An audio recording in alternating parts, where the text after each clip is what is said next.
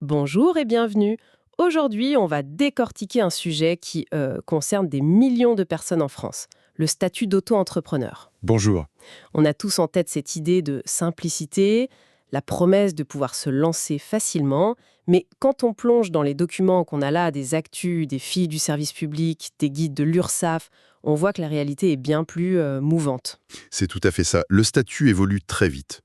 Et notre mission aujourd'hui, c'est pas de refaire un énième guide pour débutants. Non, exactement. C'est de décrypter les changements, les tensions, en fait, qui traversent ce régime. On va parler cotisation, de seuils de TVA qui ont failli être bouleversés. C'est vraiment de donner les clés pour naviguer dans un environnement qui est devenu beaucoup plus stratégique qu'il n'y paraît. Parfait. Alors, entrons direct dans le vif du sujet, les fondamentaux. Mais avec un angle un peu différent.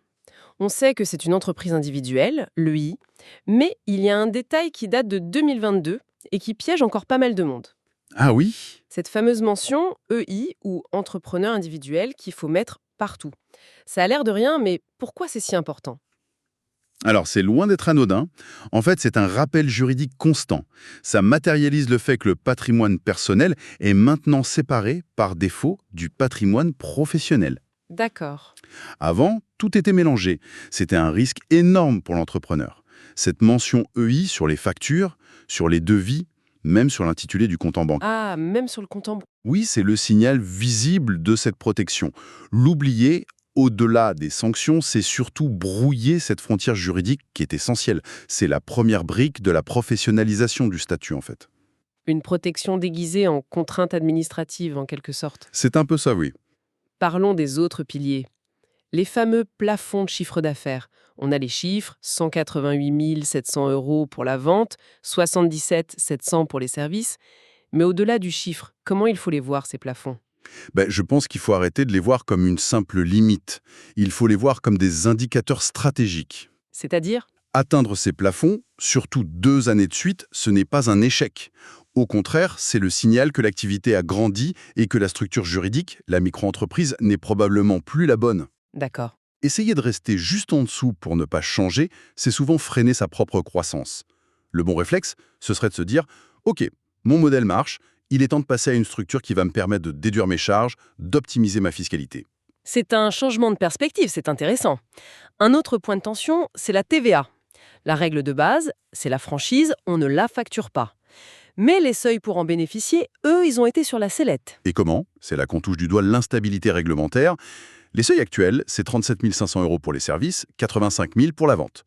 Sauf que les projets de loi de finances pour 2025 puis 2026 ont tenté d'abaisser ça de manière drastique. Ah oui. L'idée, c'était de les aligner sur des standards européens beaucoup plus bas. Finalement, face à la levée de bouclier, ça a été annulé. Mais l'alerte a été chaude. Et concrètement, pour un freelance qui fait sa planification, ça veut dire quoi? Ça veut dire qu'on ne peut plus considérer cet avantage comme acquis. Prenez un graphiste qui facture, disons, 3 000 € par mois. Mhm. Du jour au lendemain, il se retrouve à devoir soit augmenter ses prix de 20%, et donc potentiellement perdre des clients, soit baisser sa marge de 20%. Ça change tout le business model. Cette menace, même si elle est écartée pour l'instant, elle oblige à anticiper ce passage à la TVA beaucoup plus tôt. La question, c'est plus si, mais quand. Et ça s'ajoute à la troisième règle qui, elle, ne bouge pas, l'impossibilité de déduire ses charges. On paye toujours sur le chiffre d'affaires brut. C'est le fameux prix de la simplicité. Exactement. La simplicité administrative a un coût. L'optimisation, impossible. Et c'est peut-être un peu pour contrebalancer ça que l'État a voulu simplifier radicalement le point d'entrée, la création même de l'entreprise. Ah oui, le fameux guichet unique de l'INPI qui a tout changé en 2023. Alors, imaginons quelqu'un qui nous écoute se décide à sauter le pas de demain. La toute première porte virtuelle qu'il va pousser, c'est plus du tout la même. C'est le jour et la nuit. Fini le labyrinthe. Avant, il fallait savoir. Chambre de commerce, chambre des métiers, URSSAF. Un vrai casse-tête. Maintenant, tout, absolument tout, de la création à la radiation, passe par un seul et unique site, formalité.entreprise.gouv.fr. C'est l'INPI qui centralise et qui, derrière, distribue l'info à tous les organismes. L'INSEE, les impôts, l'URSSAF. Voilà. En théorie, c'est une simplification massive. En pratique, bon, il y a eu des ratés au démarrage, mais ça devient la norme. Une fois ce cap passé, il y a deux étapes souvent un peu oubliées, le compte bancaire et le médiateur. pour le compte, l'obligation, c'est seulement au-delà de 10 000 € de CA 2 ans de suite. Alors, pourquoi s'embêter au début? C'est une question d'hygiène de gestion et de crédibilité aussi. Mélanger ses dépenses perso et pro, c'est la meilleure façon de perdre le fil de sa rentabilité et de tout compliquer en cas de contrôle. Oui, j'imagine. Ouvrir un compte dédié dès le premier jour, même un simple compte courant, c'est poser une fondation saine. Et pour le médiateur de la consommation, c'est une obligation légale si on travaille avec des particuliers.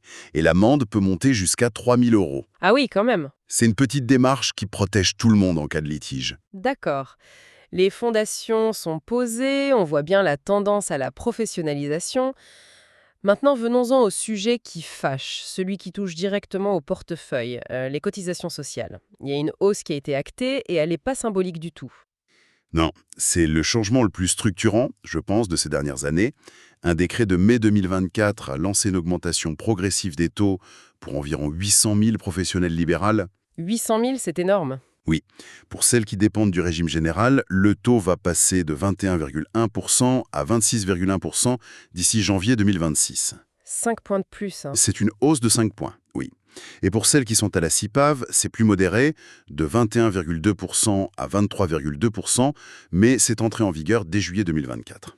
La question est évidente. Pourquoi? On touche au pacte de base du statut, non? Sa légèreté en termes de charges.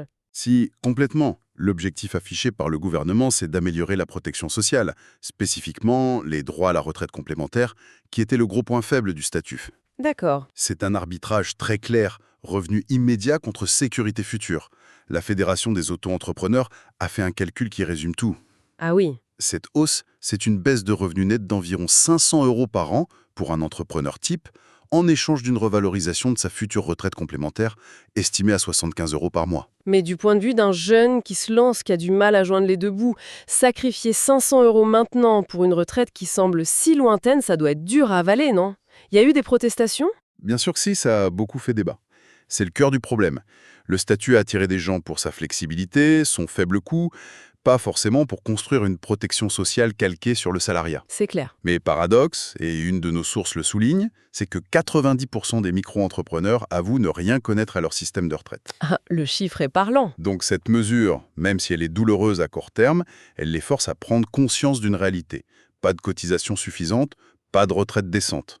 Elle rapproche de force le statut d'auto-entrepreneur de celui d'un indépendant classique. Ça change la donne. Passons à l'autre volet, les impôts. Là, il y a un choix crucial à faire dès le départ entre le régime microfiscal et le versement libératoire. Payer ses impôts tous les mois avec ses cotisations, ça semble tellement simple. C'est quoi le piège? Pourquoi tout le monde ne choisit pas ça? C'est la question que tout le monde devrait se poser. Le versement libératoire, c'est séduisant. On ajoute un petit pourcentage à ses déclarations URSSAF, 2,2% pour les activités libérales par exemple, et hop, c'est réglé. Pas de grosse régularisation l'année d'après, une trésorerie lisse, idéale pour la visibilité. Alors où est le loup? Le loup, c'est qu'on est imposé dès le premier euro de chiffre d'affaires. Le calcul se fait sur le brut, sans aucun abattement. Ah, Imaginez une personne qui se lance, qui est mariée, dont le conjoint n'a pas de revenus. Le foyer fiscal dans ce cas n'est probablement pas imposable. exact. Avec le versement libératoire, cette personne va payer de l'impôt sur son activité, alors qu'elle n'en aurait pas payé avec le régime classique. Et surtout, cet impôt n'est jamais remboursé. D'accord, donc il faut vraiment sortir la calculette. Exactement. L'option n'est intéressante que si le taux d'imposition personnelle est supérieur au taux du versement. Et en plus, il y a des conditions de revenus pour y avoir droit. Bref, ce n'est pas si simple. On voit que derrière chaque simplification, il y a un calcul stratégique. Heureusement, il y a des aides pour démarrer. La plus connue, c'est l'ACRE. L'ACRE, oui. L'aide à la création ou à la reprise d'une entreprise, c'est un vrai ballon d'oxygène. C'est une exonération de 50% des cotisations sociales la première année. C'est énorme. C'est énorme. C'est soumis à conditions, bien sûr.